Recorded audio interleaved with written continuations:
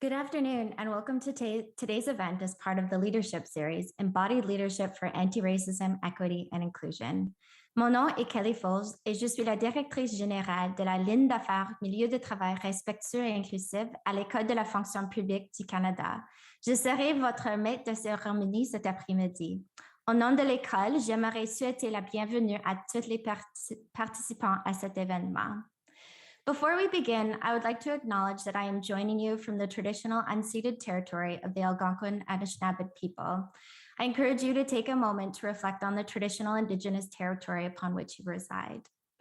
I would just like to share a few administrative details to support your experience during this session. Today, we'll be taking questions through the webcast interface. Please go to the top right corner of your screen and click the participate button and enter your question along with your email. We may not get to all of your questions, but we will answer as many as we can. Friendly reminder that we have simultaneous interpretation available through teleconference lines and through the webcast platform for this discussion. You may also access the CART services, Communication Access Real-Time Translation, through the webcasting platform. Please refer to the reminder email sent by the school to access these features. Now let's get this session started. It brings me great pleasure to be here with you today and introduce our guest, Dr. Rachel Zellars, who joined the school in September as the inaugural visiting scholar under the Jocelyn Bourgon Visiting Scholar Initiative. This initiative is a way to recognize academic expertise, foster fresh ideas, and obtain external perspective on priority issues within the Government of Canada. During her time with us, Rachel has met with our clerk, deputy ministers, and senior leaders from across the government and hear firsthand some of the work that is underway, but also the challenges we are facing when it comes to creating meaningful change within our workplaces. Outside her tenure at the school, Rachel is a lawyer, senior research fellow, and assistant professor at St. Mary's University. Her research and scholarship focus on the history of Black Canada, beginning with the American Revolution. She also looks at slavery in the Maritimes, the lives of enslaved women, and gender violence and transformative justice. Rachel is also nationally recognized as an expert in critical implicit bias. I am so grateful that Rachel will be sharing her expertise with us today to inspire leaders of the public service to adopt leadership practices that will promote racial diversity, equity, and inclusion. Over to you, Rachel. I'm so happy to be here as well. And it goes without saying that Kelly is my teammate, along with Aisha, Charlene, and Natalie at the Canada School of Public Service. I can't be good without this team of women. So I want you all to know that. I have spent the last few months in this position asking people that you know, some who you don't know, about leadership and what specifically leadership looks like to them.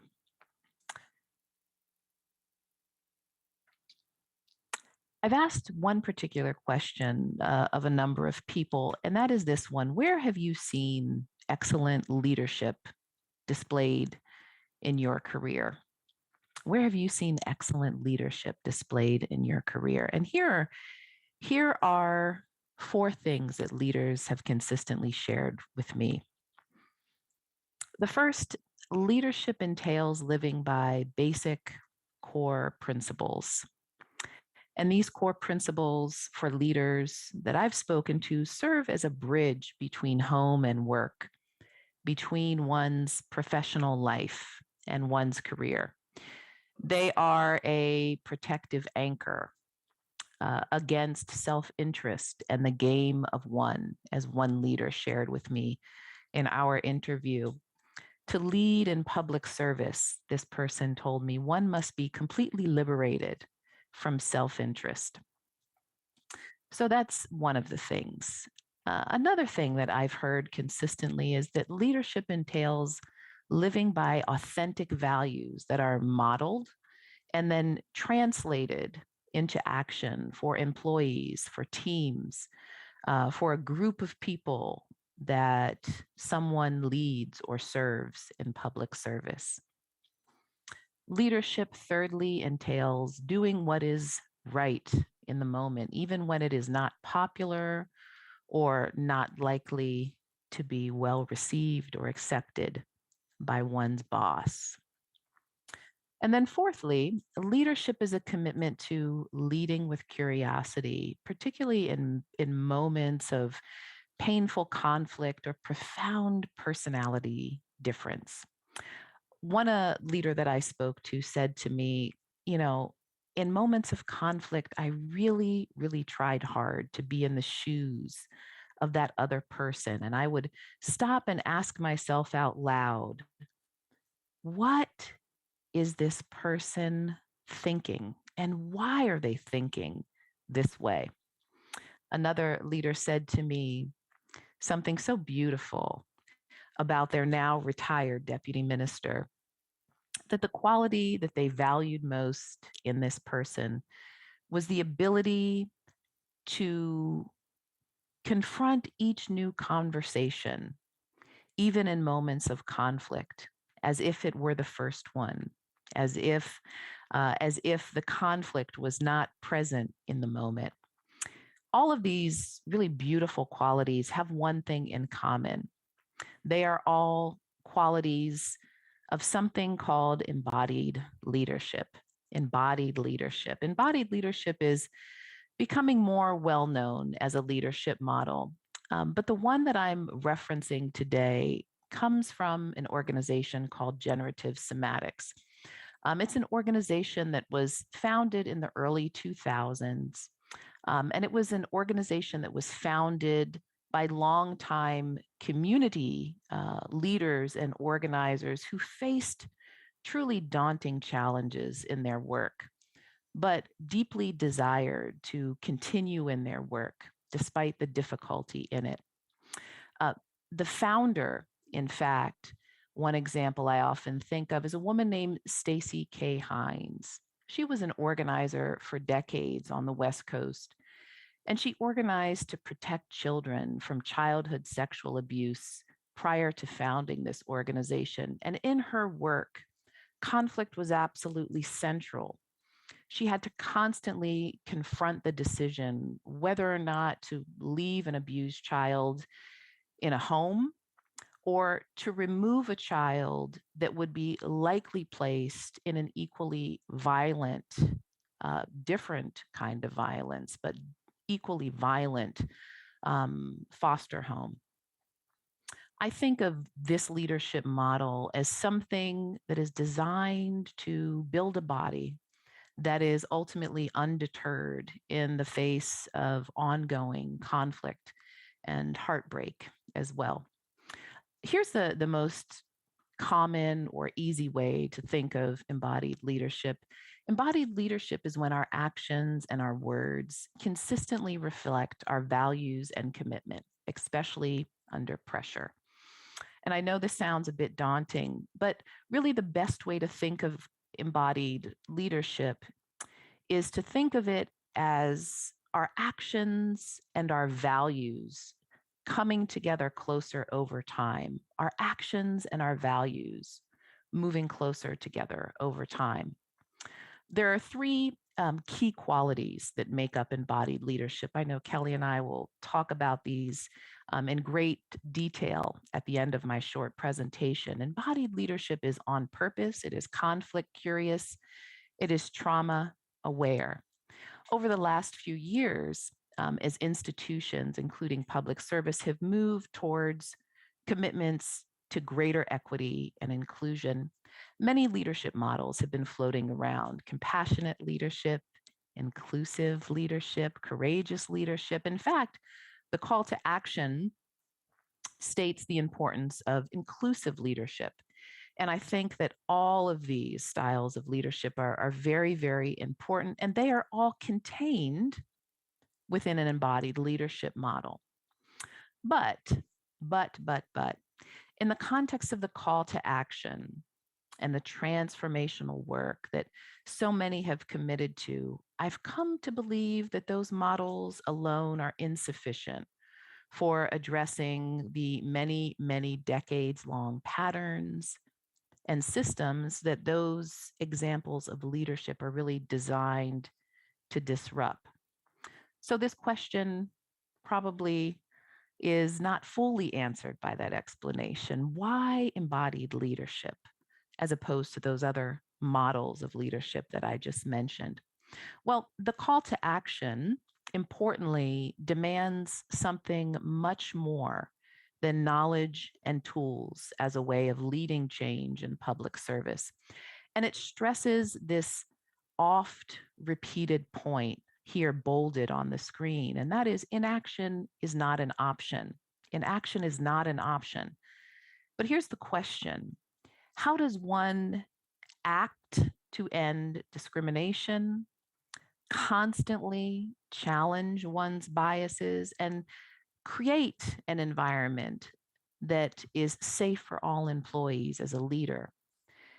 Are all of our disaggregated data sets, our targeted staffing processes, our implicit bias trainings, our diverse executive leadership development programs, are all of those things really enough to lead the kind of culture change that public service is now setting out to lead? Are all of these very essential material changes that I just named, are they really enough to change leadership behavior in public service?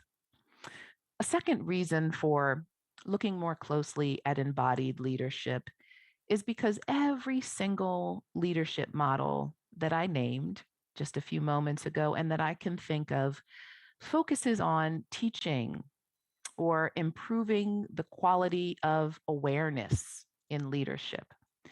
But those models don't focus on how to cultivate the capacity to respond differently or to behave differently as a leader. In short, those other models don't focus on behavioral change, how to change the kinds of behaviors, in short, that led to the call to action. Executive coach Pete Hamill refers to embodied leadership as leadership that happens from the chin down rather than the chin up.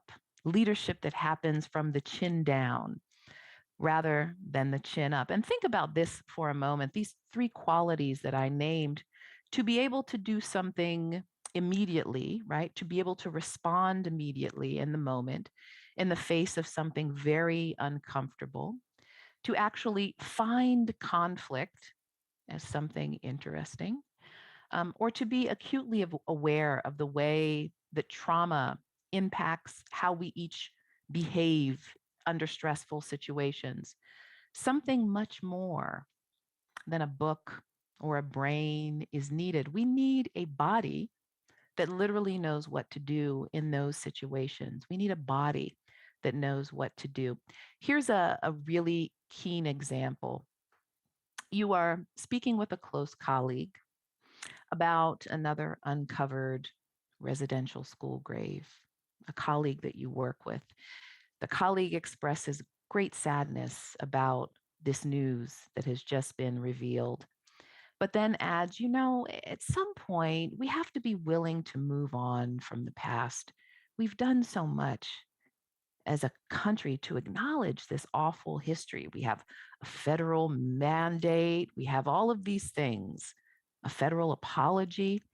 I don't know what else we can do. As a leader or as a colleague, you feel flushed, really uncomfortable in this conversation, but you make a decision to excuse yourself from that conversation. You make a decision to avoid having that conversation. Here's the question: what is wrong with not acting, with not responding in that moment? What is wrong with that? Well, of course, the great impact, first and foremost, that these kind of comments have on racialized Black and Indigenous public servants. I mean, that's certainly one answer. If there's one thing that gets highlighted in my work more often than not, in my notes, in my reports, and my interviews with employees, it's the tremendous physical and psychological impact that statements like the one I just named in that scenario have in the lives of career Black and racialized and Indigenous public servants. These commonly repeated statements and the lack of action by colleagues and leaders are the things that cause long-term psychological, physical trauma in the lives of racialized Black and Indigenous employees. But to link that scenario back to the call to action for just a moment, it is absolutely impossible as a leader, as a colleague, as a manager, to create an environment in which employees feel empowered and safe to speak up without leaders who know how to address these kinds of impactful statements head on. So it's through this lens of embodied leadership. It's through this lens of embodied leadership that we learn how to do it. The problem with not intervening in the scenario that I offered is this. As a leader, your inaction failed to demonstrate that your actions and commitment under pressure your actions and your values under pressure were deeply aligned. We're deeply aligned or moving closer together, right? The pressure, of course, in the scenario that I gave you, being the proverbial elephant in the room, the feelings of discomfort or uneasiness or shame that arise in the body when the subject of race is on the table. In short, as a leader, you have ignored this elephant in the room because you feel uncomfortable, you feel unsure of what to do. Dog. You feel unsure. Oh. Could you share your slides again? Sorry, I don't know exactly what happened here. When did you lose my slides, Kelly? Just as you started talking about the scenario. Oh, you should have interrupted me. Oh, I'm so sorry. Oh my goodness. Well, let me share them again. Get us back on track here.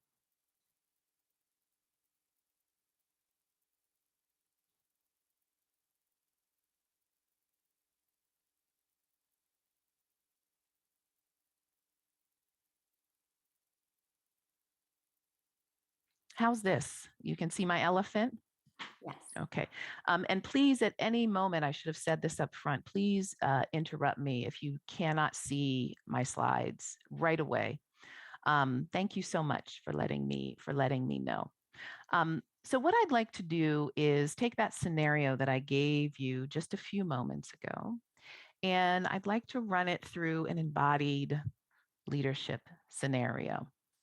I'd like to run it through an embodied leadership scenario.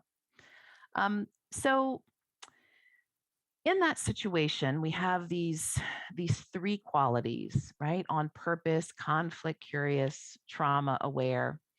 And the first one, on purpose, really speaks to knowing what to do in the moment, in the immediacy of the moment. On purpose speaks to showing up and knowing what to do in a way that's really clear and really intentional. And in the scenario that I offered a few moments ago, deflecting or excusing is not at all purposeful. It is not intentional. And discomfort is not an excuse. Now, this doesn't mean we need to have the answers right now, or even the social context to really be able to unpack the problem with that scenario. But on purpose means that you are not going to run away from the situation because it feels uncomfortable. So it could mean I'm present for this conversation. I want to have this hard conversation with my colleague. Being purposeful in the moment means I don't have the time right now. I really do have to get to a meeting, but this conversation is so important to me that I'm going to return to it. And then thirdly, it could mean I'm really not ready for this conversation. I'm so uncomfortable. I don't have the social context, the history, the words to unpack this, but I'm going to go and I'm going to do the work I need to do to get ready for this conversation. That's what being on purpose means. And importantly, all of those responses are totally fine. All of them are fine. They're all purposeful responses within an embodied leadership model. because in each of those scenarios, we are intentionally not being avoidant, respecting the limitations of where we are, but clearly prioritizing the importance of and the impact of what was said in the workplace. I'd like to move to the second point that I mentioned, that embodied leadership is conflict curious. Here's the guiding idea behind this. All conflict is generative. All conflict presents an opportunity. It presents an opportunity in a relationship to deepen a relationship, or on the other side, it presents an opportunity to break trust, to create distance in any relationship. But it's guided by this idea that conflict is an opportunity. It presents an opportunity. This quote here by Malidoma Some is really a guiding principle of embodied leadership, that conflict is always the spirit of any relationship asking itself to deepen. The third prong of embodied leadership is that embodied leadership is trauma aware. And there are really two prongs here to keep in mind as a colleague, as a leader. The first is that embodied leadership has an outward facing dimension and an inward facing dimension. But first and foremost, I want to take a moment to unpack what I mean by trauma. This is so important. I don't mean that trauma is something bad that just happened in the past and now it's gone, right? It's not something that happened in the past. One of the things that psychiatrists like Bessel van der Kolk teach us is that trauma is something that happens in the body. It's not something that happens in the thinking brain. It's something that happens in the body and stays there long after an event is over. And this is really, really crucial. Trauma is the body's protective response to an event or a series of events that one perceives as scary or dangerous. We'll talk more about that in a few moments. The therapist, Resmaa Menakem, one of my teachers, says that trauma is a wordless story, that the body tells itself about what is safe and what is a threat. So the first prong of trauma that I mentioned is outward facing, outward facing. So as a leader, as a colleague, as a manager, to be a trauma aware human being is to really understand the crushing impact of historical silences and erasures that have impacted the lives of Black, racialized, and Indigenous colleagues in this part of the world. The second dimension that I'll move to is inward facing, inward facing. And this part is probably familiar to most of you. You've probably heard these terms before, right? Fight, flight, or freeze. The fight or flight response is an automatic physiological reaction to an event that is perceived as stressful. And it's something that all human beings share. It's a deeply human centered and human quality that all of us have inside of us. In the study or practice of embodied leadership, this tendency, fight or flight, is simply called conditioned tendency. Conditioned tendency. The words are almost interchangeable. So in the scenario, right, with your colleague that I offered just a few moments ago, right, the conditioned tendency of someone responding to stress in having to talk about race or racism, the conditioned tendency is to excuse oneself. I have to get to a meeting, right? Because of the discomfort, one is trying to avoid having that conversation. That's called a conditioned tendency. So a person who excuses themselves out of an uncomfortable conversation about race is really revealing that fight or flight tendency, right? To flee in the context of conversations about race or racism. One of the things that I think is so beautiful and I want us all to keep in mind is that conditioned tendencies are fundamentally adaptations for safety, for belonging, and for dignity. Conditioned tendencies are fundamentally adaptations for safety, belonging, and dignity.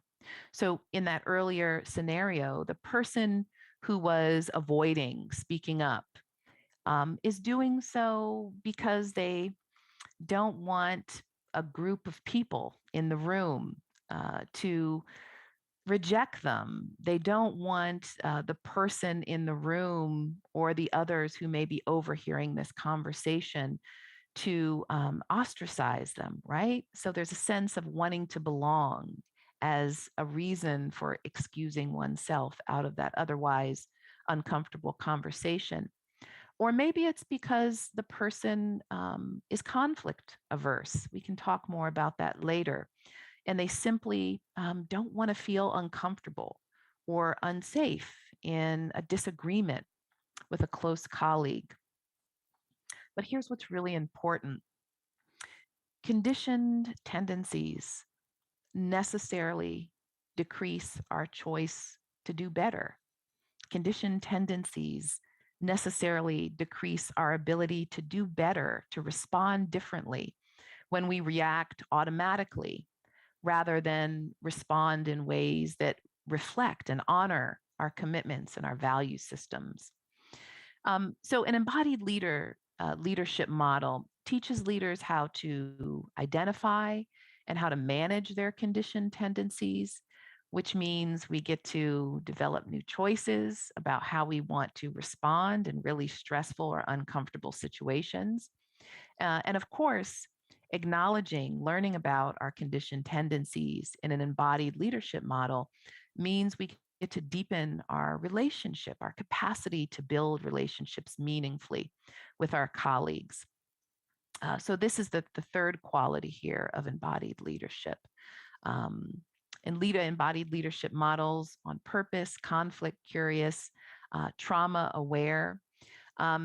Importantly, and I'll just end here before we move to a broader conversation, I've just hit you with a lot of information. I hope you have some questions for us. Much of it probably feels a bit abstract.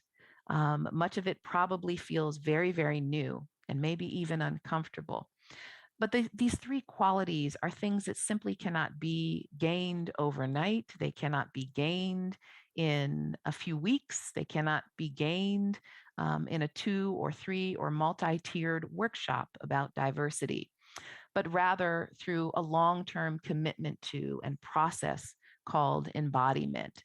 And through this model, we learn how to move from what we currently do into a greater awareness of what we call building a new shape in our interpersonal relationships. So I'll pause right here. Sorry for the bit of wonkiness, but I can't wait to be in conversation with Kelly. So thank you. Thank you so much, Rachel, for this thought-provoking presentation.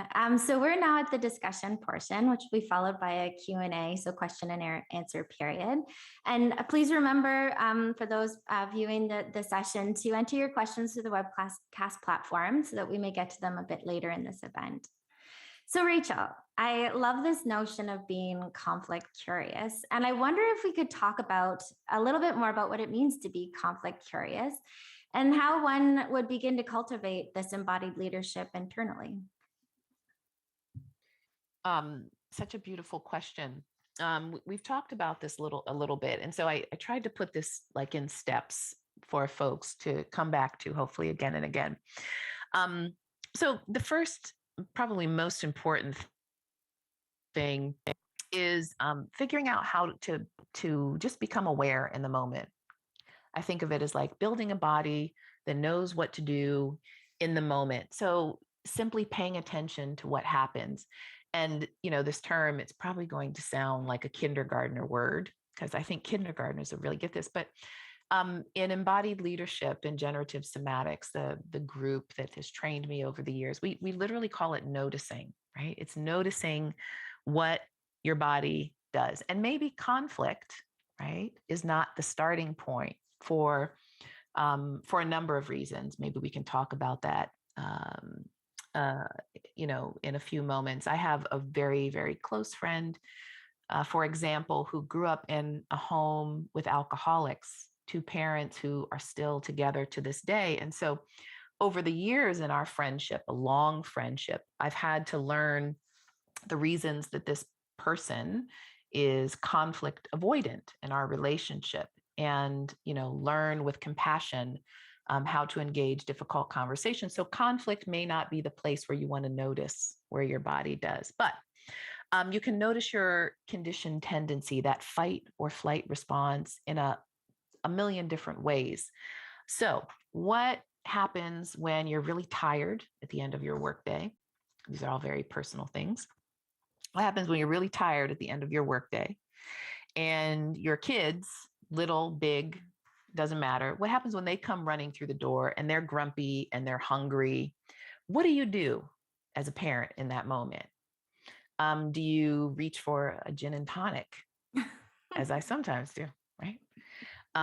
Do you bury yourself in your work? Hi, how you doing? Snacks are in the kitchen, to try to avoid. What are you doing in that moment when you're not at your best and they're not at their best? That's noticing what you do, right? And the point of noticing what we do in those moments is so that we can make different choices.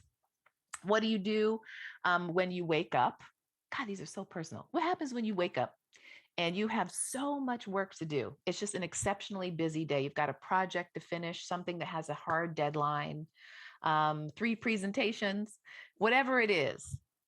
And instead of getting up and doing your normal, healthy routine, you have a bowl of oatmeal with some, flax seeds on it. You take a long walk. Instead of doing those things, you skip them because you feel time constraint, right? Notice what your body does when you have the sort of pressure and stress of a hard deadline, a very busy day. That's another way of just noticing. So noticing what your body does in other really stressful situations is key here. It doesn't have to be conflict ridden. Although sometimes when my kids walk in the door, there's conflict just around the corner. I digress. So that's the first thing, noticing. I gave you some examples. The second thing that we can do is just learning more about the point of conflict. This is so huge. This is huge. And this is something that took me 45 years. I'm almost 50, right? 45 years to figure out how to do. Most of us, I'm just going to say this, probably grow up with very unhealthy models of conflict. And in my case and others, like a close proximity to violence as an acceptable response in moments of deep conflict. Most of us also grow up witnessing and experiencing really punitive responses to conflict and violence. So as such, we have developed clear fight, flight, or freeze responses when we feel or sense conflict getting ready to pop off, or when we're in the moment, right? When it's happening without us being able to do anything about it. So just taking time to understand how conflict can be dealt with, understood, or felt differently is something that most of us as human beings have to work, because we didn't grow up with models of conflict that were generative, that invoked curiosity in us, unless we had, super hippie and progressive parents. Kelly, I think you had hippie parents in there somewhere. You got to talk about that. I want to hear what you have to say. So secondly, the second point after noticing is just to really think about the ways in which we have learned conflict wrong, and just getting more attuned to what our response is in the context of conflict. And then I guess the third thing I'll say is practice. We get to practice. So, that question I asked a few moments, what do you do when it's the end of your hard work day, you're tired, and then your grumpy kid or partner walks in the door, right? Is your tendency to avoid your child or partner? Is your tendency to reach for a gin and tonic, whatever? And then practicing means, I've acknowledged this thing that I do every day, and I can make a different choice here, right? I can make a different choice. I really can say, let's go for a walk.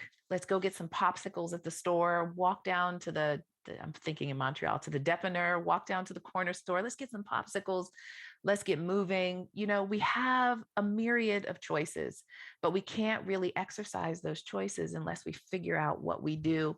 And I'm just going to say one other thing with respect to this question. I'm getting goosebumps already. I wish we were like all in a living room. There has been one thing in this question around embodied leadership that has been totally life-changing for me. And it's probably because I grew up in a home where there was lots of shame for reasons beyond the scope of this conversation. And the thing that has been life-changing for me is this idea, this idea that's really absolutely central to embodied leadership, that even our maladaptive behaviors are the things that we use to keep us safe in the past, right? And it's really profound for me because if you just like pause for a moment, so maybe I reach for that gin and tonic, right? Maybe it's something that I don't want people to know about. Maybe I have 2 gin and tonics on a lot of nights, right? But that's a thing that I've done because literally drinking that alcohol makes me like not scream at my kids, right? I know there's something better. I can't get there yet. But the idea that even that maladaptive thing has been something that I've done to keep myself safe in the past. So I didn't scream, I didn't freak out. There's a gift in that. And it's an opportunity to like shake off the shame of the stuff that we do, that we all do, so that we can acknowledge and then build better choices. I hope is that clear? I tried to be really clear because this was like wonky stuff the first time I heard it. Yeah, no, super clear. And I think it's just a change in perspective, and that so much of us are taught to avoid conflict, manage the conflict, don't go near it. And really it's where that's where the change happens. Like that's where we engage in a conversation and actually, get to where we need to together. And I think that's the biggest difference in this approach that I found so kind of transformative in a way, because I'm able to think about it and frame it differently. And I think as well, just in that example of the kids coming home, oftentimes I go to how I want to respond, and I have to wait for a moment and actually think what they need in that moment. Because sometimes it's like they want a solution because they're fighting, and sometimes it's just they want to be heard or show me something. And I think it takes like that moment of pause to notice what the other person needs. And I think that, the notion of parenting can kind of resonate in some workplace situations as well. Yeah. And on my hippie parents. Yeah. So I think for me, I was really lucky in that my mom was the second oldest of 8. And so there wasn't a lot of opportunity to engage in a lot of conversations about how to change an outcome. So we were taught pretty young to just, if you had an argument to be made, you can make a presentation and you would be heard, not always listened to, but could talk it out. So I was quite fortunate to have that environment to begin with. Just in your presentation also, Rachel, you quoted the call to action, that statement of being a leader means taking an active role in ending all forms of discrimination and oppression, consciously and constantly challenging our own biases, and creating an environment in which our employees feel empowered and safe to speak up when they witness barriers. So what if one is not in a safe space? And so how do you practice embodied leadership in an unsafe work environment and get started? Yeah, this is the one that I was like, oh boy, this is hard. And I went back to the call to action because, the mandate is there, right? The words, the expectation is there. It's a call to a clarion call to all public servants, not just leaders, right? So leaders have this responsibility, it's clear. But this question of how to create safety and belonging, the most instinctual response that came to me as I was preparing for today is simply listening to Black, Indigenous, racialized employees. There aren't more clear responses that I've received over the years listening to Black employees, racialized employees in particular, than when I ask, what's needed to make your workspace feel better? for you so that you can be in it and be your best self? What's needed? And the responses are clear, they're sharp, they're often built around scenarios. And it's really the responsibility of managers, leaders, and colleagues to engage in that question and receive the answer and respond accordingly. I mean, there's nothing more sharp and clear than when that question is asked to racialized Black and Indigenous employees and their answers are received. So listening to, take their direction. I was thinking too, it's also the job of a good leader, whether we call ourselves embodied leaders or not. It is the job of a good leader to be able to respond to microaggressions, the most common thing that I hear from employees of all marginalized groups. But it's the job of a good leader to be able to respond to those microaggressions, to foster a learning environment for the long term where change happens, and to create accountability mechanisms, consequences when behavior doesn't change. And, one of the questions I had for you as a leader is, well, what would that look like? If you are doing what you need to do as a leader to intervene, that scenario, I know we have a scenario we're going to walk through that I offered where that colleague says, why can't we just move on from the past? So how to intervene. You've set the tone in your team because of the ongoing learning expectations and activities that you've set. But then what does it look like when people are like not changing? What kind of accountability as a leader would you build into your team, into your evaluation, your PMAs? What would you do? I'd love to hear your thoughts about that. So that's, some of my thoughts around that. Importantly, I think I said this, but it needs to be stressed that embodied leadership is not just for leaders, it's for everyone. And it is a step-by-step process. I often talk about implicit bias as work that we do, like taking out the garbage. So we don't want our house to stink, right? We take our garbage out every few days. Embodied leadership work is really long-term work. But I want to throw that question back to you. What does accountability look like for you as a leader? What are some of your thoughts about that? I think accountability looks different, for many people. For me, I would say it's starting with acknowledging that I make mistakes and taking ownership of those. So if I didn't speak up when I should have, it's about acknowledging the responsibility I had in that moment.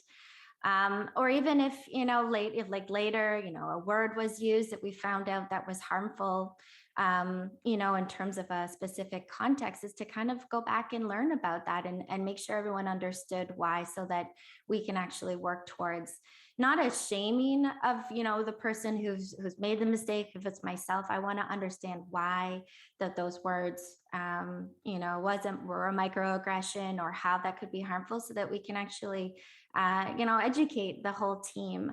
And I think another part of that accountability, it could be as a manager, it could be as a leader of a working group, is really like setting the tone at the front end of kind of how we expect to work with each other and how we will hold each other accountable. And I think that's part of creating the safe space, is really just about making sure we've kind of set those clear objectives right at the beginning, so we can hold each other accountable. I really appreciate that. I really do.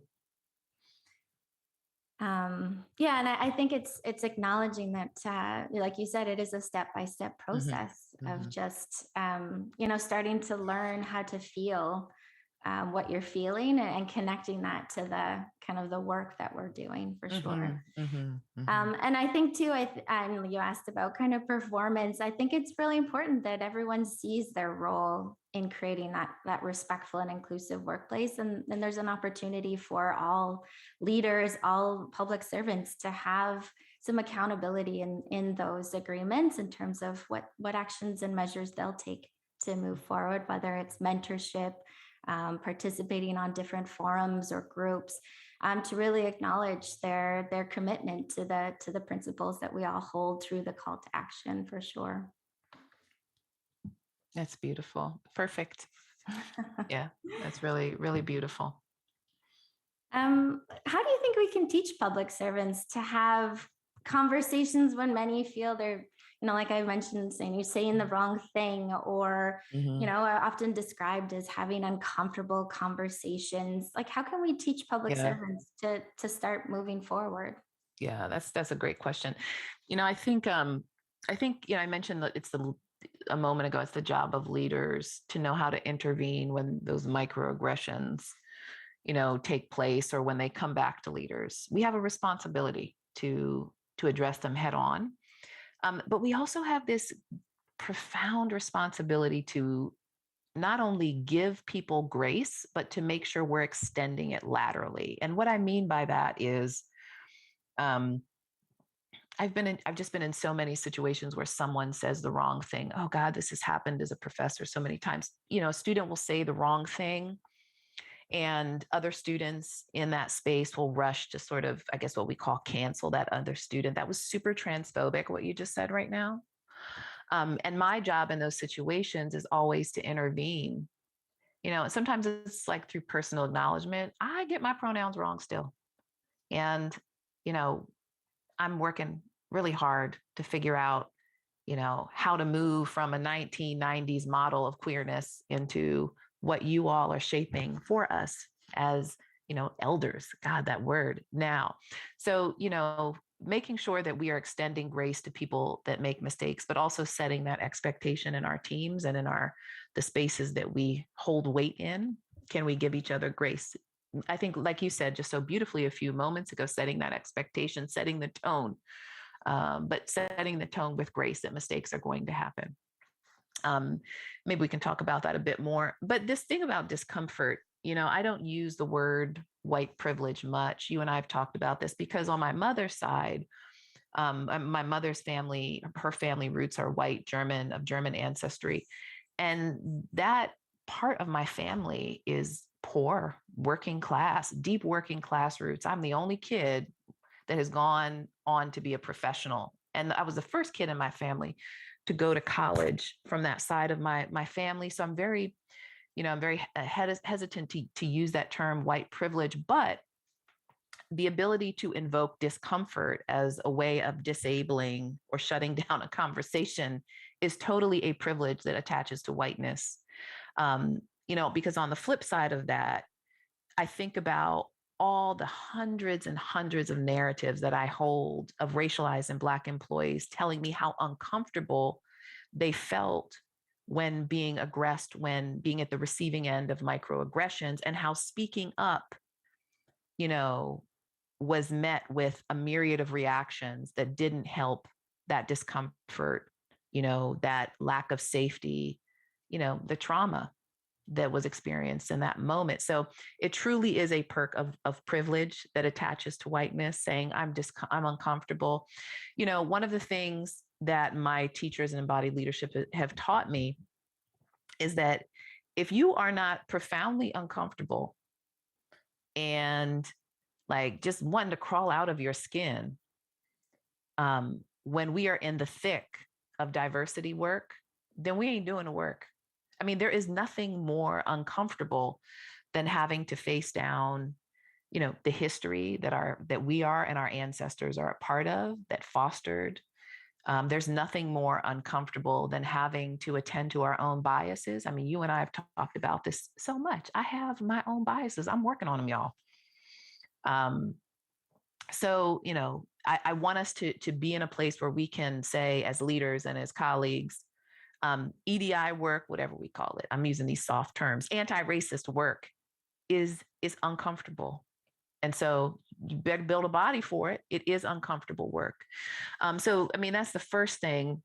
We've talked as we were getting ready for today, I just flagged this term nonpartisanship because I've heard as an outsider to your house that public servants really take this commitment to be nonpartisan.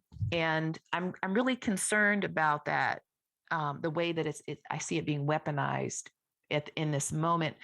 first and foremost, the commitment to be nonpartisan comes from a long tradition historically of patronage, right? Like politicians hooking their friends up and thrusting them into leadership positions without merit, without being qualified for those positions. So, so historically, I understand the rationale of its location, but a couple things. The personal is political for many, many, many, many. I would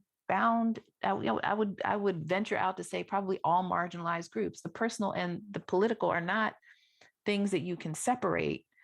Think of things like abortion, sexual harassment. Those things have policies that attach to them, but those are things that only attach to and experience very specific kinds of bodies and people.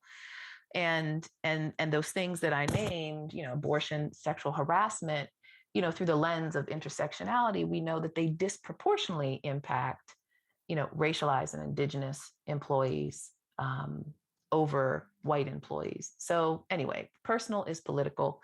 But we are also living in a moment unlike one that I have seen in my generation, my parents or my grandparents' generation, which is a moment of extreme political polarization, whereby issues that are fundamentally about personal liberty, i.e. abortion, have become these dog whistles for party political affiliation, right? So, for example, one that's crept over the border is critical race theory. Literally, when critical race theory became this dog whistle for liberalism in the United States, I started laughing when I first started hearing these news stories last year, because I'm a lawyer and I've only taught critical race theory to college students and graduate students, because you're reading cases. It's hard to read a case unless, I'm sure there are brilliant 5-year-olds in the world, but critical race theory has never, ever been for elementary, middle school, or high school students. It's just not. Our schools aren't ready. We don't train students for that kind of intellectual engagement. Anyway, I digress. It became very clear to me that critical race theory was standing in for something else. It was being used as a political dog whistle for people on the right of center to identify and finger point to people who are left of center, liberals, as we call them in the US, but had a very, particular affiliation. And that terminology was just weaponized. And it was weaponized in a really unfair and untruthful way. So I think we have to be very, very careful about saying, oh, that's political. We can't really bring that into public service because of this commitment. Many things that we have labeled political are being used right now to shut down conversations. They're dog whistles. They're used to stand in for something else, and they are used in ways that are really disingenuous and just untruthful. When you and I were talking, we talked about the ways in which some public servants are hiding behind a political wall. I have heard in my interviews with Black and racialized employees a shared sentiment, and that is, when I engage in my EDI employee network groups, work, whether it be in-house or, public service wide, my manager, my boss has said these snide comments to me along the lines of, well, be careful, you're just mixing up, this political work with your day work. Make sure you keep them separate. And to hear Black employees who are doing this labor beyond the already incredulous work demands, off the clock, late into the night, parenting, volunteering, ... To hear that as the sentiment, for me, it's really dangerous. It's dangerous, and we just have to be aware of the way that, doing EDI work is being weaponized as a kind of political affiliation that's in conflict with being a public service. It's just not. Maybe we can talk about the truck convoy, a bit more as time goes on, but I want to pause there and see, what your thoughts are, because we've talked about this issue kind of extensively. What are your thoughts about what I just said? Yeah, I mean, I think the whole notion of discomfort is I completely agree with the coming from privilege, and positionality and power, right? So, for someone in a leadership position or having that power to say, I'm uncomfortable talking about that, I'm not going to go there, is really shutting the door on like conversations that really need to happen, particularly for those who are marginalized or racialized.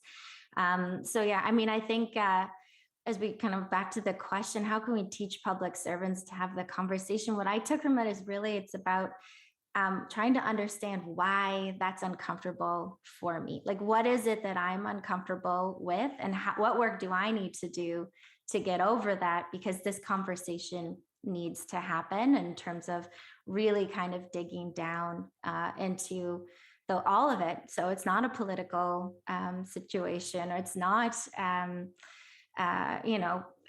just think it's really important to recognize the work, the internal work that has to happen. Yeah, I appreciate that so much. Yeah. I appreciate it. Did you want to talk about some of the conversations that kind of have come up about the trucking convoy, or maybe later? It might come up a little later. One of the most important things that we planned for today was a modeling exercise, because we get to model what embodied leadership looks like in the context of real stuff within public service.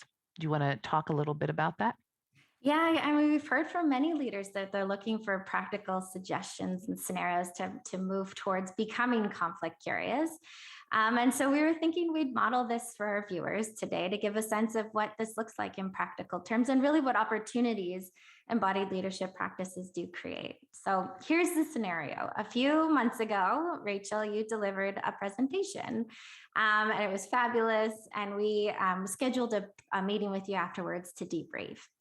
And so in that, we started giving you feedback. So we'll start the scenario. So Rachel, I wanted to talk to you about a complaint or a concern that we received on your presentation. And in particular, like, some participants felt that it was really biased against one region because you kept using examples and scenarios. So we should probably stop and look at that part. Yeah, I know exactly what you're talking about. I'd love to hear more about that. I will tell you, it's a feedback, it's criticism even that I'm familiar with. And it was really important for me, as I was planning for that presentation, to think about the models that I chose. I tried to balance it out by using examples from other regions. But I really also tried to use data from that region, from really good researchers, reputable researchers, to sort of support the points I was trying to make.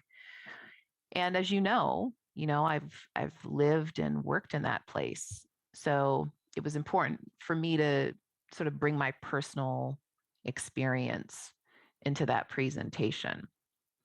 So that feels important to share. Do you have suggestions for me, I guess, moving forward about, ways that you think I could, do a bit better, or just at least give a presentation that seems a little bit more evenly balanced? What are your thoughts? Yeah, no, it's so helpful to have this context because I can understand why you selected those.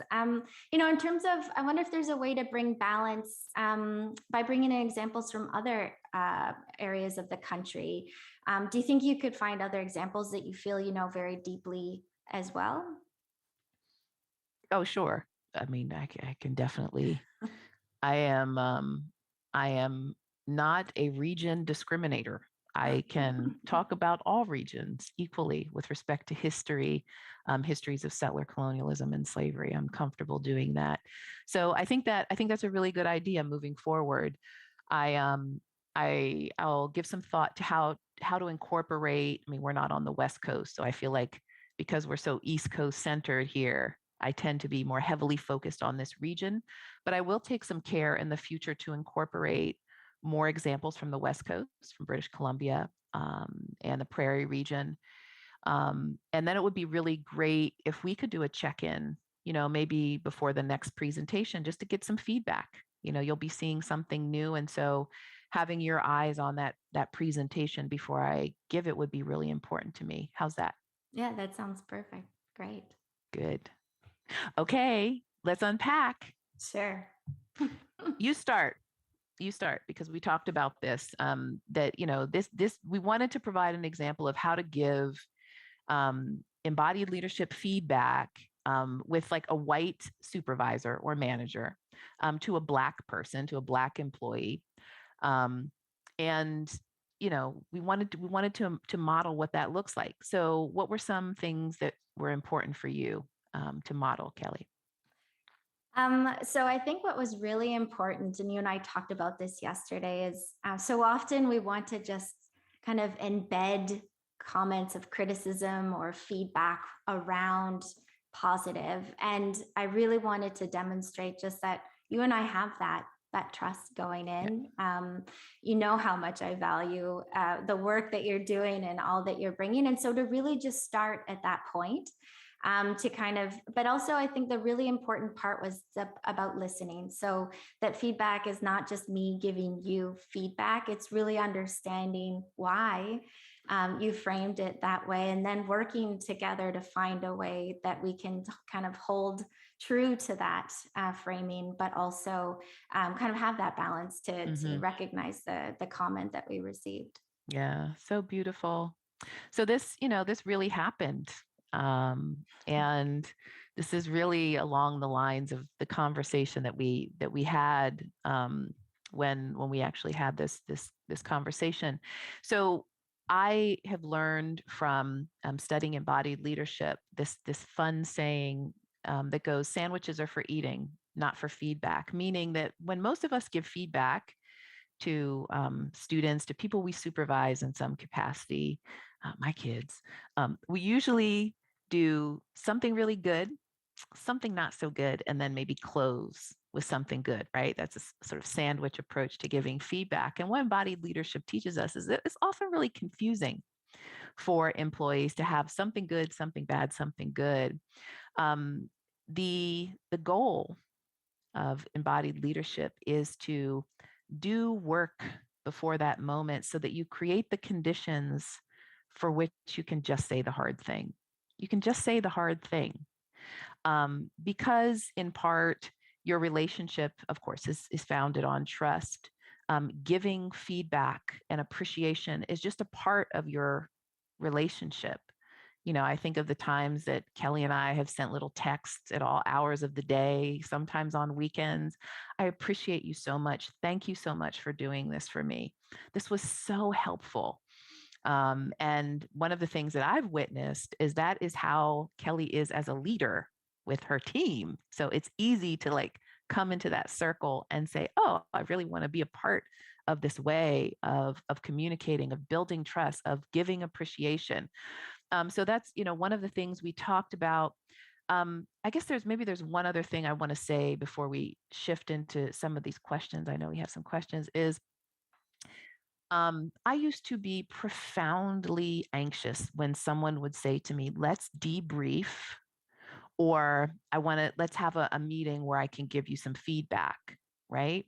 Tomorrow. I would be, I would respond, "No, no, no, I need it today." And the reason that I was anxiety or sort of dread ridden is because I grew up through systems and families through which I learned to expect the worst thing. I had internalized in some way that I wasn't going to get good feedback, that these kind of meetings on the side were only to say the worst or hard things. And so, we were talking about the dance that we need to hold, in our workspace is about, it really is just clarity about the work that I have to do. Now I love to debrief. I'm like, "Let's debrief. Tell me what you saw, what kind of eyes, perceptions, who did you see on the screen? What were those people doing? What did I miss?" And then when I ask for feedback in those sort of debriefs, I try to do it specifically, not "Tell me what you thought," but "Did you notice places where I could have been more engaging? Could I have been a better listener in some capacity? Right. So I asked for very specific things instead of like leaving, like, dropping this like world of openness into the debrief space. So in part, we have to learn how to like debriefs, and see those as places where we can grow. Figure out how to shed the terror. I don't have terror anymore. Sometimes I get a little nervous, but the terror is definitely gone. And then, of course, on the other side, leaders, people who are giving the feedback, need to learn what's best for their persons. I mean, I often find myself with students or with people I need to give feedback to saying, is this a good time for you? Maybe we have a date on the calendar, but I have learned to respect in this capacity shrunk world that we've been living in for the last years, and not everybody has capacity for feedback. Is this a good time for you? If not, let's find another time. But it's really a dance. What are your thoughts about that, Kelly? Yeah, I think we need to be really clear about what kind of feedback we want, because I think it's also demonstrating that trust. It's a two-way street. So if I just say, is there anything different I can do? You're probably going to say no. But if I say, is there something I could do differently to support you as you deliver those sessions, as you prepared? Could I have supported you with better research or other pieces? But if I don't actually show a willingness to want the information, you're not going to give it to me either. And so I think it's really on the, you could be leading a working group and really just like creating those opportunities for like real, honest feedback so that those don't become areas of conflict that need to be kind of talked about later. So I think it's really important, especially in a leadership role, to kind of be the first one to start that dance, to ask for feedback. And I think too, in the context of our conversation, is knowing that I wasn't right in that moment. Like I might have said, oh, we've got to cut out that example of that region. But really that's not the solution. The solution we worked out together and was there for a very important reason. And so it's about that kind of work ahead of time that I have to do, as well as you, is kind of being ready to get the feedback and kind of resolve different issues. Yeah, that so great, so vulnerable. I hope that was helpful. We should go to some questions. What do you think? I think so. We have a lot of questions. Oh, we do? We do. Okay, so maybe we'll start with this one. So how do you get a resistant leader to do this self-awareness work? Oh, you chose the easiest question first. Oh my God. A resistant leader. Okay, so I think it depends on where that leader is at. For sure. I think it depends on where that leader is at in their leadership level. This is a question I'm going to toss back to you. Okay, let me just try. One of the things that I've learned from some folks that work with folks at the top is that there's resistance. And I mean, the call to action sets the tone, but it doesn't provide strict guidelines. It in no way creates a sort of needle to weave consistency through departments, through public service. So there's a lot of variance in what people are doing, how they're responding to the call to action, as those letters, published letters, have shown us. So, my belief about that question, is that leaders have to hold other leaders accountable. It's really the job of colleagues to hold each other accountable, as it is the profound job of white colleagues to be in conversation with their white colleagues about behaviors that they notice and that they need and expect to change in the workplace.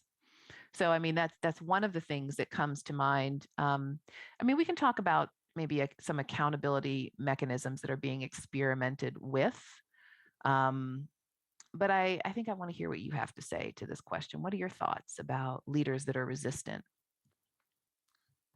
I think it's really it is challenging. I've had the privilege of working for many very self-aware leaders, and some surrounded by those who are not quite so self-aware. And I think the main piece is really modeling this type of behavior so that others start to see it and feel it. And the risk, I think we work in a risk averse environment. Nobody wants to say the wrong thing. However, saying nothing is worse. And so I think for me, it's to speak up or say something or kind of pull someone aside. It's not to call someone out, but I've talked about calling people in, really just to kind of understand how they feel that way, and then bringing forward. I mean, Rachel, you've taught me so much in terms of storytelling, kind of hearing the public servants, the stories that they've told you.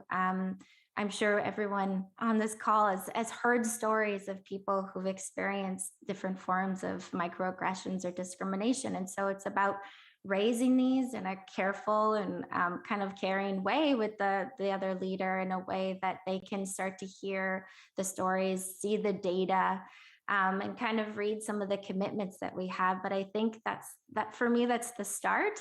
But it's definitely, I feel that if more people start doing it, the the less self-aware leaders will be kind of among the minority. At least that's my hope.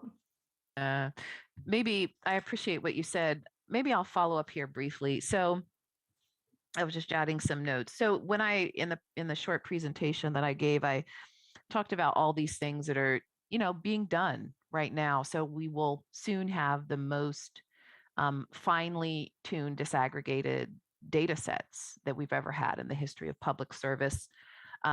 Many HR groups are experimenting with, and firmly holding the line on targeted recruitment processes, implicit bias trainings, and a myriad of education sort of workshops, projects, trainings have made their way through departments.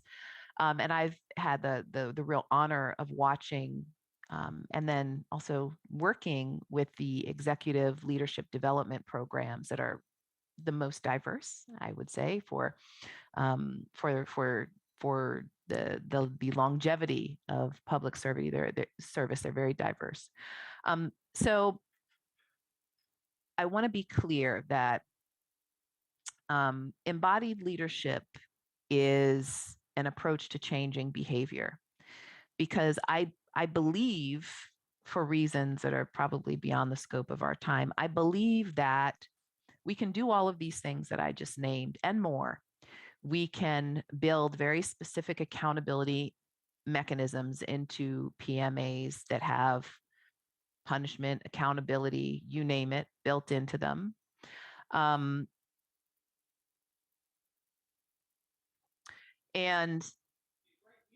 I don't have faith that those things alone will change behavior. Now, there are employees, racialized employees, who've challenged me on that and would say, doesn't matter. I don't care. I don't care if my boss or my manager likes me. I don't care if, certain kinds of behavior or empathy shifts in this human being. All I need to see is results. But my response is always the same. So if we do all of these other things that I enumerated, which we have to do, I believe we have to do,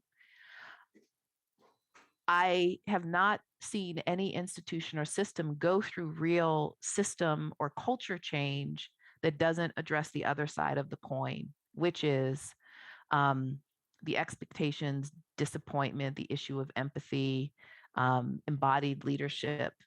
And at the end of the day, I think that you all are undertaking a grand experiment that really entails putting all of the tools on the table to move the needle in a direction it's never, ever been moved before. That's really important for me to say. I mean, lots of stuff was done for women, for veterans, for French Quebecers, all white. And now we are asking public service to move the needle in a very, very specific way for Black people, explicitly for Indigenous and racialized people, but the call to action came as a result of the execution of a Black man. It is also very much for Black employees. So that being said, we need these enumerated material things to be done for Black public servants, for racialized public servants. And it is also my belief that to get people to move, to care, to change, something else is needed. You know, our teacher, Robert Livingston, starts his book with a story whereby he walks into a relationship with a very resistant leader who's kind of disinterested, you know, Black guy talking to an older white corporate guy who's like, I don't care about this EDI stuff, and talks about what it took to transform that relationship that he still holds to this day. So I know not everyone agrees with this, but I think that we are in a moment that demands putting all the tools on the table. And I don't know that performative and accountability and punitive mechanisms alone can create the kind of system and culture change that is being asked of public service right now. Great. So this question actually follows really well from that. So the comment is, even as a racialized individual, I find it difficult to recognize when I'm witnessing poor behavior or racism. How does one recognize and call out this kind of behavior, particularly in a culture where there are large power differentials with our leaders? I feel like I need to look at that question, Kelly. It's in our chat, huh? Number 6. So I think it's like kind of just maybe give some examples. You kind of mentioned like how in those moments do we call people in or recognize. You and I've had a number of conversations, even if you just can't deal with it in that moment, how to kind of have a caring conversation. Yeah, that's really good. So the question is, even as a racialized employee, I have a hard time recognizing poor behavior. How do I do that, particularly in the context of power differentials? So I hear two things going on there. You know, the first thing that comes to mind is I resisted implicit bias for about 20 years. And then I lived in Quebec, raising children for 16 years, and realized that I could not take my American-centric discourse around race cross-linguistically and map it into the history of Quebec. I needed a different language set and a different sort of logic system to talk about race with people who had a lot of power over my life and my children's lives. And so implicit bias became that tool. And there were two really profound moments that happened for me early on in my study of implicit bias. I did this training program at McGill in 2014, and that just I just was running with interest and curiosity after that. The first thing that happened is that I learned that the amygdala, which is the part of the human brain that activates in that sort of fight or flight tendency when we sense fear, does that when we see or experience the presence of Black bodies. And I remember sitting in the library and breaking down in tears that day at the thought that a part of the brain of a person, a white person or other people, could be activated and sense fear when in the presence of my Black son. Like it like broke me down. But the other thing that I learned that is really profound and has shaped me is that implicit bias, because of the nature of these big systems we live under, settler colonialism, white supremacy, transphobia, homophobia, patriarchy, all of those systems live inside of us too. So the implicit association test is a simulated module created by Harvard that people sit down to a computer and they test their implicit bias.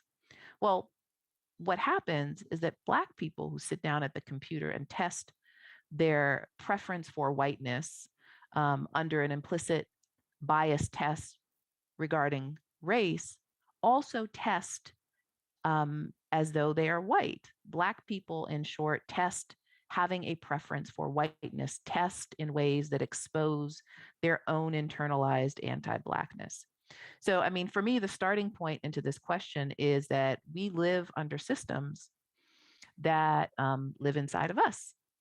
And even though we live in a racist world, that racism doesn't embed itself, those stereotypes don't embed themselves just inside of white bodies. They live inside of us too. So, learning how to see racial discrimination, harm, microaggressions might be the work that one needs to do in light of what we know about the world, about hegemony, about how implicit bias works. I guess that's the sort of starting point. But then power differentials. This is such a good question, right, Kelly? Because, I'm probably being too naive here, but what I will say is that I have seen, at least with some leaders, a genuine openness that I am told and have to presume didn't exist 3, 4, 5, 10 years ago. I see an opportunity. The employee networks that I've been privy to learn from and with, the closed spaces that I've had the opportunity to learn from racialized employees have taught me that there's this dynamic right now whereby voices are not only being gathered, but voices are being heard in a way that means something. Now, I don't know what that will mean in 4 or 5 years. I'm not saying that. But I guess what I'm saying, if there's ever a time to speak to power, it is now.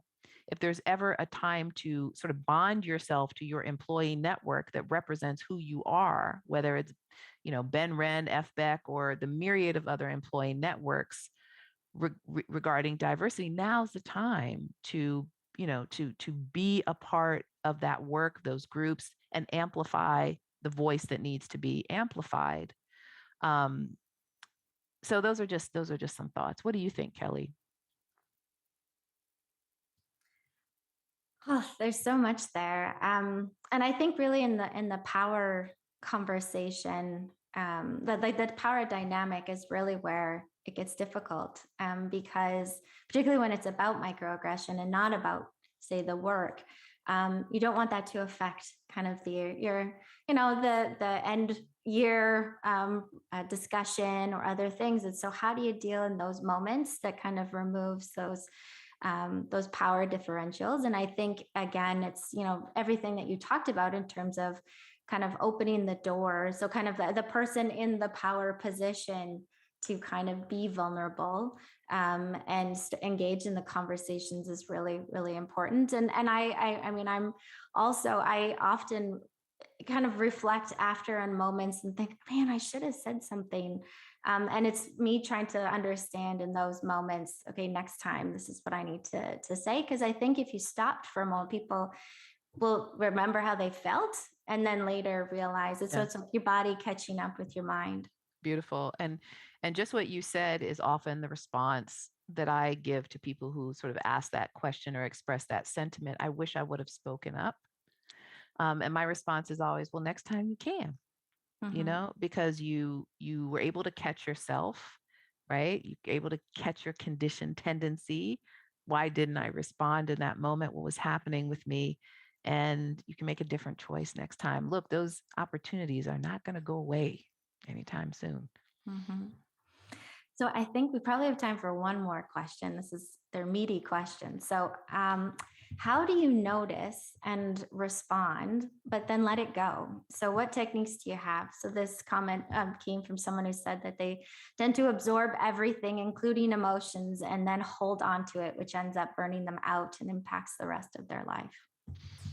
That's so great. So how do you say what you need to say, the hard thing, the confrontational thing, and then let it go so you don't hold on to it and let it fester? Oh God, that's such a beautiful question. I absolutely believe that is the work of embodied leadership. I hope everyone will be, shared these slides, because there's some resources that I very intentionally embedded into the presentation at the end. There are some amazing YouTube talks, very funny YouTube talks about how to see conflict as generative, and they work through like real life scenarios. One is really tender because it's a dad and his daughter. And then there's some just really beautiful books there. There are short pieces because not everybody has time to read a book. And then there's some meatier resources there. I think it is just part of the work. Um, I will say this. This is a hard question. You have to say the thing. You have to say the thing. You have to say the thing. Um, I have 3 kids. One did a really terrible job on Mother's Day. I was telling Kelly this. Terrible, terrible. And on Monday morning, I said to this child, I love you so much. I take such good care of you. Even when you're grumpy and screaming and you come in the door at the end of the day, I always leave you a nice snack on the counter. Even if you're like, right? I do those things. That's what love looks like. And this child is a teenager now, a young teenager. But I say, you're old enough to really think about how you can give love back like that, even when you're not at your best. And I have to tell you, I'm disappointed that you didn't even like hand write me a note that says, I love you, Mom, for Mother's Day. I said, I'm disappointed. I'm disappointed. And it was really easy to let that go. It would have been like not saying the thing that would have like driven me crazy and maybe come out in like really passive aggressive ways because I can do that. And I want us to be like really aware of the way that we do those things interpersonally when we don't say the thing. What's the cost of not saying the thing? Sometimes there's a cost to saying the thing too. I will be quick. I was interviewing this leader once and she had to say the most difficult thing to her boss, who was like a big, big, big leader with a big L. And I was like, did you say the thing? And she was like, I said the thing. And I was like, whoa, what was the cost of that thing? And she said, I was unpopular with this boss for a while because it made my boss look bad. I wasn't going to lie. But I was like, whoa, this is crazy that you actually did that. And she said, but I could sleep that night. I could look myself in the mirror. I could do what was authentic to me and be totally at peace. So after I said that hard thing, I went home and I slept good that night. So I think there are just so many moments like that that that we just have to weigh the thing. And for me, with my kid, it was really like I have that instinct in me to be passive aggressive. I have to, I do have that thing. And my training around embodied leadership has taught me how to catch that thing, to catch that place. And plus, I'm a mom. Should I be saying, I had to go through all this stuff. This is a little person. I'm a big person. I have power over, should I tell this person how I feel? Of course, you should tell this person how you feel. That's the point. That's the point. But I think learning not to expect grandiose things. I still didn't get the card, that's not the point of saying the thing, Mm-hmm. I hope that resonates. Yeah. It does. And I think it's showing that you're investing in them back in terms of like working together. And the other thing, I mean, you and I have such amazing conversations and we talk about this. And so for the person who put in that comment, having that group of people that you can be totally vulnerable and real with, to be able to talk about how these things feel, whether it's a group of leaders or your friends or your colleagues, just to have those support networks where you can talk it out and feel it. And then maybe that will help let it go. But kind of like what you said, Rachel, is kind of like you said it, you can sleep at night, but also knowing that you've got someone that you can talk to about how it felt is I have found super profound over, since we've started working together. I'm just mindful of the time, and I know that we never have enough time for questions. Before we close, Rachel, I just wanted to know if you had any closing remarks. I always feel like we need more time. And so I hope that if this is useful and after this event you find it is useful, I hope we can do this again because I know these opportunities are really, really rare. I think they're rare. Maybe I'm wrong.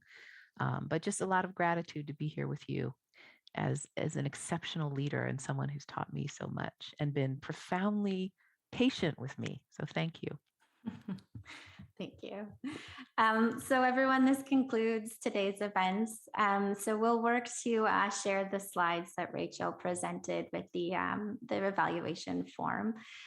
Your feedback is super important. I encourage you all to complete the form that you will receive in the next few days, so that we can use that to build other events. On behalf of the school, I'd like to thank you for being part of today's discussion. I'd like to thank Rachel for joining us today and having this important dialogue as we work to do this in the public service. And I hope that everyone enjoyed this as much as I did. I encourage you all to visit our website to keep up to date on future events, other opportunities that Rachel will be presenting, including one on May 12th on combating unconscious bias. And also to mention that next month, as part of the leadership series, you can join us with an international expert on the integration of emotional intelligence as it impacts emotional intelligence. Toolkit for leaders at all levels. Sorry, and it's David Corey. Ceci conclut notre événement pour aujourd'hui. Merci encore. Merci à tous et bonne journée.